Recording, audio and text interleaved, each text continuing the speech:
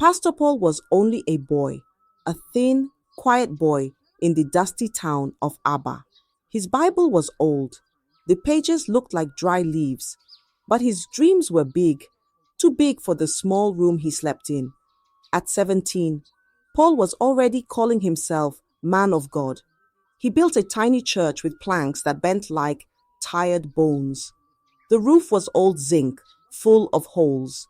When it rained, people stayed far away. When the sun shone, the place was hot like firewood stove. Nobody came. Every Sunday, he arranged chairs, 10 plastic ones. Only the wind sat on them. Still, he preached, loud and bold. He shouted prayers into the empty space. The neighbors passed by. Some laughed. Some shook their heads. One man said, "This boy is wasting his life." Another joked, "Even his shadow will not say Amen." Children called him pastor of empty benches. They ran around the church teasing him like market goats. But one person believed in him. Just one. His mother, Mama Grace. She was not a soft woman. Her face was hard like a grinding stone, but her heart was warm like afternoon sun. She sold yam by the roadside. Every kobo she made, she saved part for Paul. She didn't miss morning prayer, not even one. Every night, when Paul came back from preaching to empty chairs, she would clean his feet and say, "Don't stop. Your star is hiding now, but it will shine." One Sunday night, Paul sat outside the church. His eyes were low. His hands were dry. His hope was bending. "Mama," he said quietly, "I am tired." Mama Grace came out of the kitchen, wiping her hands on her wrapper. She sat beside him and looked up at the sky.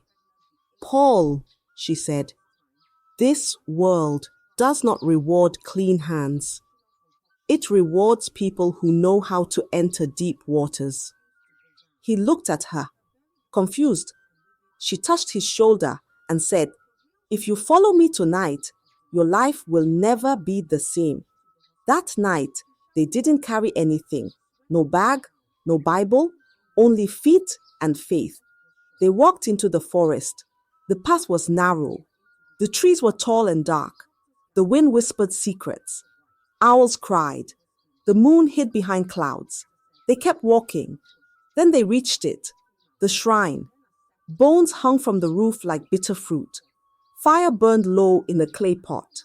Skulls sat in the corner. The air was thick, like it was breathing. A man sat on a mat made of leopard skin. His eyes were like still water, quiet but deep. His name was Babatenku. He did not smile. He looked at Paul and said, "If you speak of this, your tongue will rot, and your mother will die. Do you still want power?" Mama Grace looked at Paul. She didn't speak. She only nodded. Paul did not say a word, but his silence was loud, and that was his answer. The next morning, the air in Abba was quiet, but something had changed, something deep. Baba Tenku had given Paul a gift, one that didn't shine, but had power. It was a white handkerchief, clean, software, but dangerous. He told Paul, "Every Sunday, take 7 white chickens. Wipe each one with this cloth, from head to tail, gently. Then give them away. Never eat them. Never sell them. The power is not in the chicken. The power is in the cloth." Paul listened like a child. He didn't ask questions. He nodded.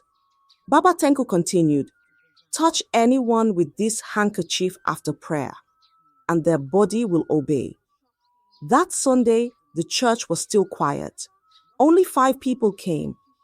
They didn't expect much, just wanted to see what the boy would say again.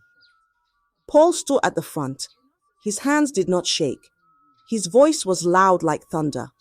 "I declare," he shouted, "that any sickness, any pain must bow before this altar today."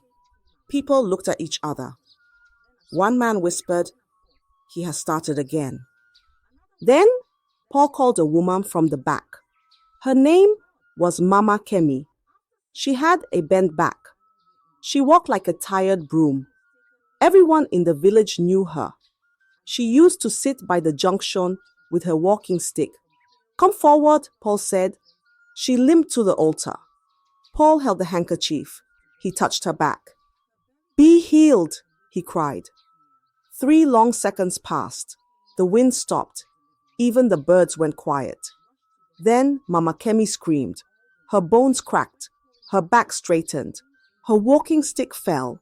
She stood tall like a tree that had just been watered. People gasped. One woman covered her mouth. A child dropped his biscuit. But someone from the crowd said, This is trick. They planned it. They wanted proof. So they brought another person. A man named Papa Ibe. He had been blind for more than 20 years. His eyes looked like glass. He couldn't see his own hand. They pushed him forward. Try this one, they said.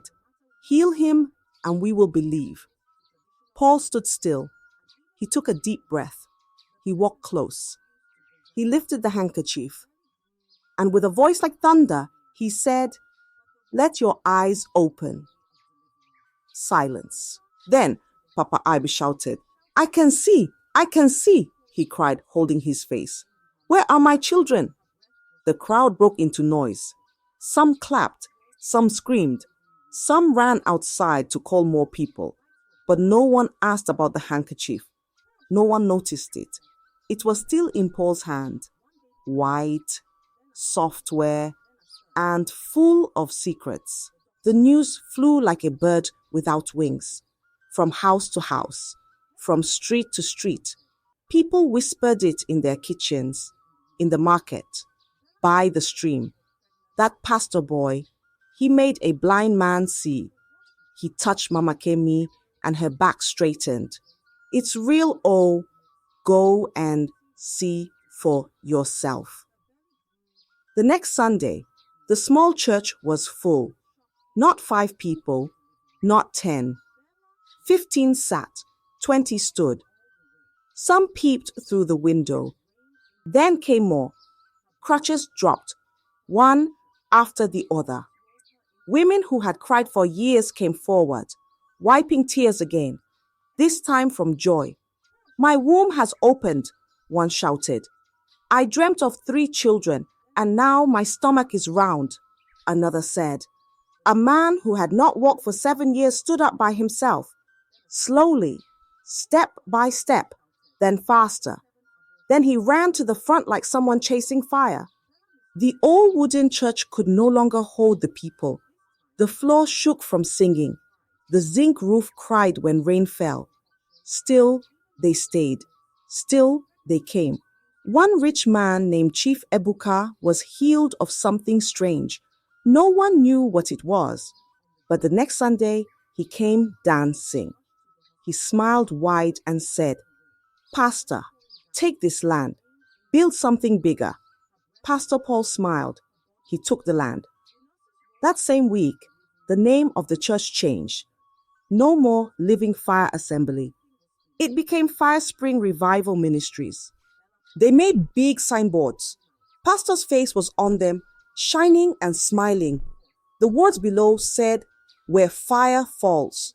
People started coming from far towns, from Owerri, from Wari, even from Ghana. His bank account grew.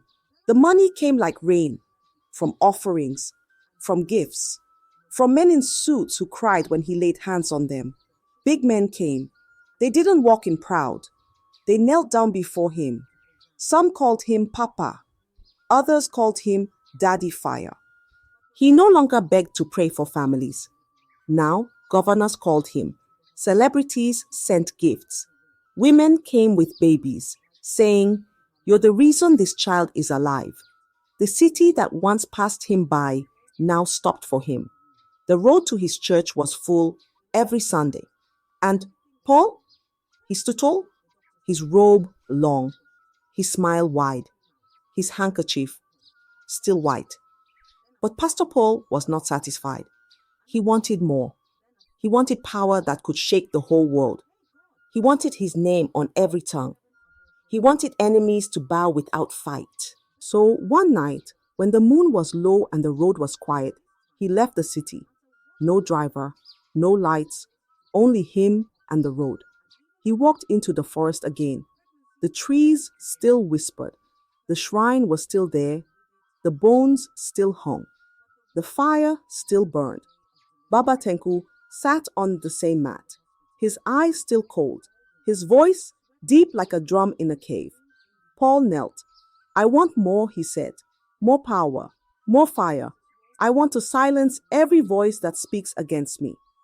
Baba Tenku looked at him for a long time. Then he said softly, Then bring your mother. Paul froze. His eyes shook. Baba Tenku did not blink. Her blood, he said, will crown you. Her life will lift you. That is the price. The fire in the pot danced. Paul stood up slowly. His hands trembled like dry leaves in Harmattan wind. He did not speak. He turned and walked away. The forest swallowed him again. 2 weeks passed. On Sunday morning, he stood before the church. His voice was calm. Our dear Mama Grace has gone on a spiritual retreat, he said. She is seeking the face of God in secret. The crowd nodded. Some clapped. Some even cried. She is a true mother of prayer, one woman said. But Mama Grace never came back. No phone call, no letter, no goodbye. In truth, she had walked into the forest, but never returned. Her blood touched the ground. Her bones turned to powder. Her ashes mixed with camwood and oil. And the white handkerchief, it became hotter. Pastor Paul came back stronger. His words made people fall without touch. His eyes made people confess. His shadow made the sick stand up. FireSpring grew taller than a tree.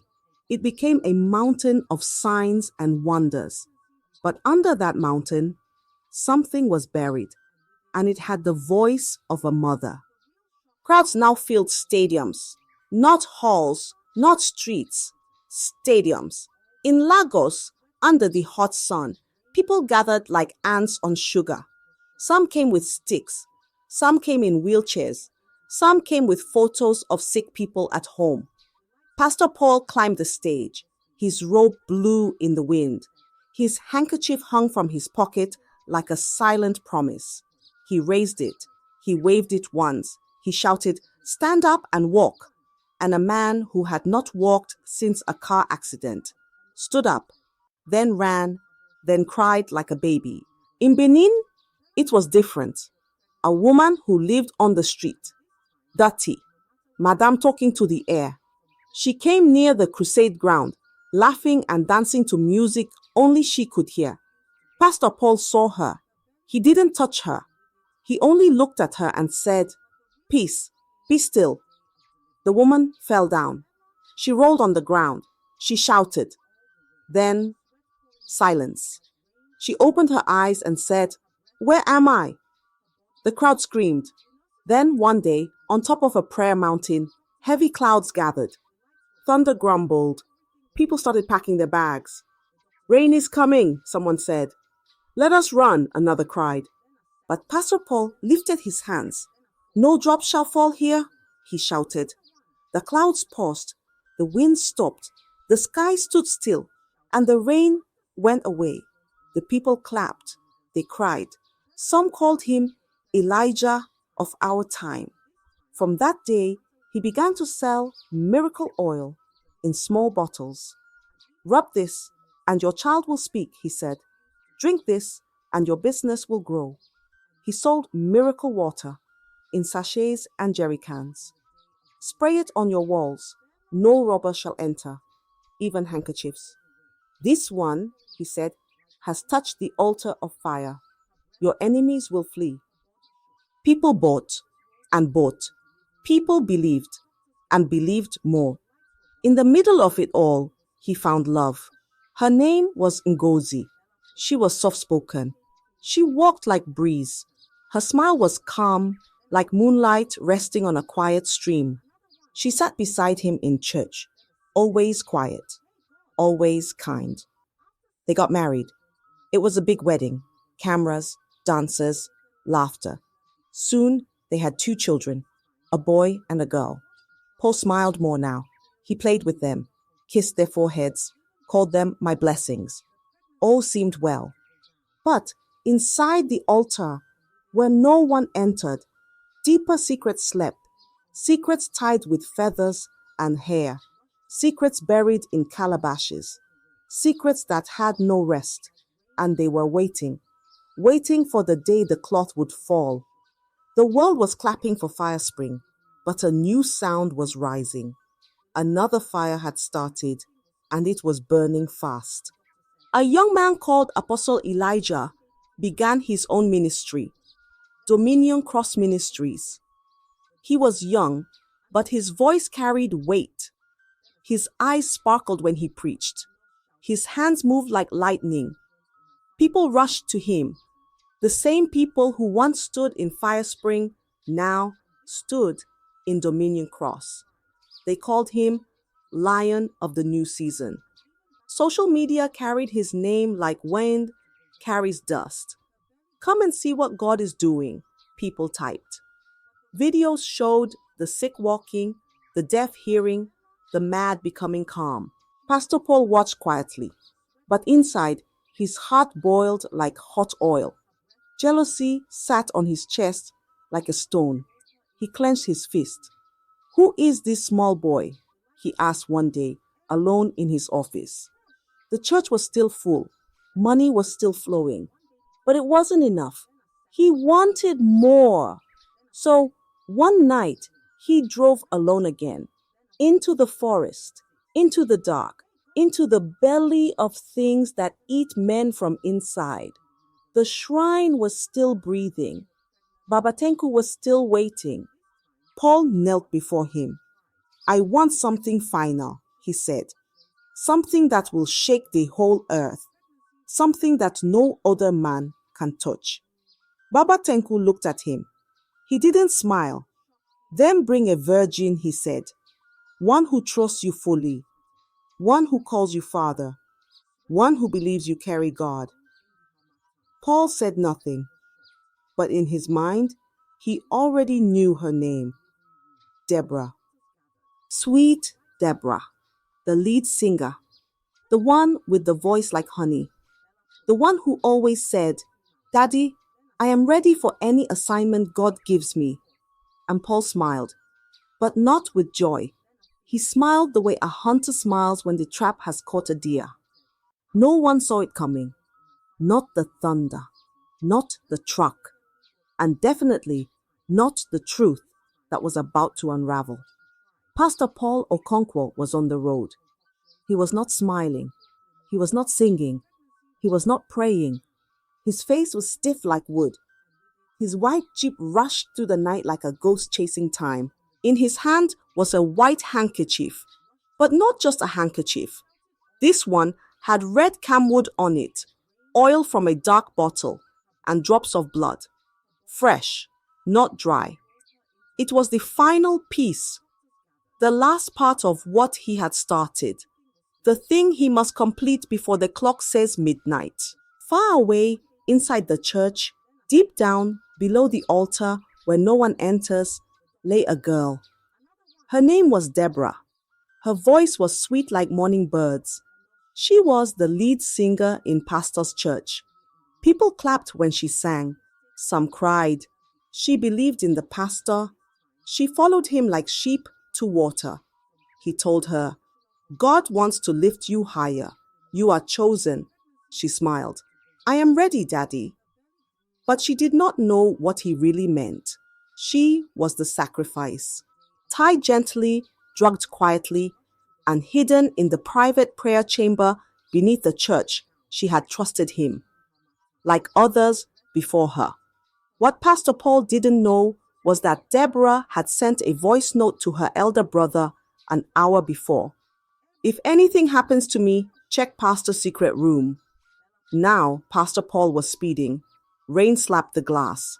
The wiper danced left and right. His driver held the wheel tight. "Sir, this rain is too much," the driver said, his voice trembling. But Pastor barked, I must return before midnight. The clock was ticking. His hands gripped the handkerchief tighter. It was warm, like it had life. He breathed fast, faster than the wind. Then it happened. A flash of light, a loud horn. A truck came from the corner like a beast let loose. The pastor's car screamed. It turned once, then again. It rolled like a stone in a child's hand. Crash, bang, snap. Glass flew like broken stars. Metal twisted like boiled broomsticks. The jeep rolled into a ditch.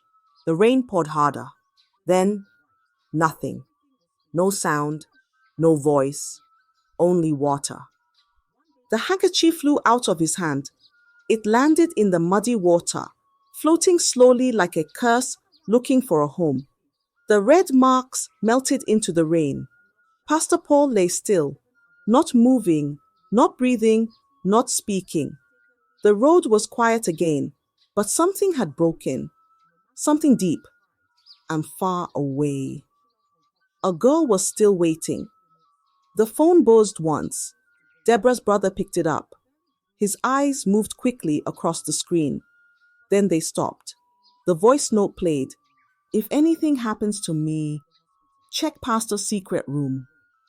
His heart jumped. His legs started moving before his mind caught up. He did not wait. That same night, while the rain still fell, he ran to the nearest police station. My sister is in danger, he said. She's in the church, underground. The officers looked at him. At first, they didn't believe. But something in his eyes made them move. They followed him in 2 vans, with flashlights, with boots, with keys and courage. They reached the church. The gates were locked. The lights were off, but the rain kept falling. They entered. They searched the office, the altar, the storeroom. Nothing. Then they found a door behind the pulpit, covered with carpet, hidden like a snake under leaves. They pulled it open. A small staircase led down. The smell met them first. Dust, oil, and something else. Something not right.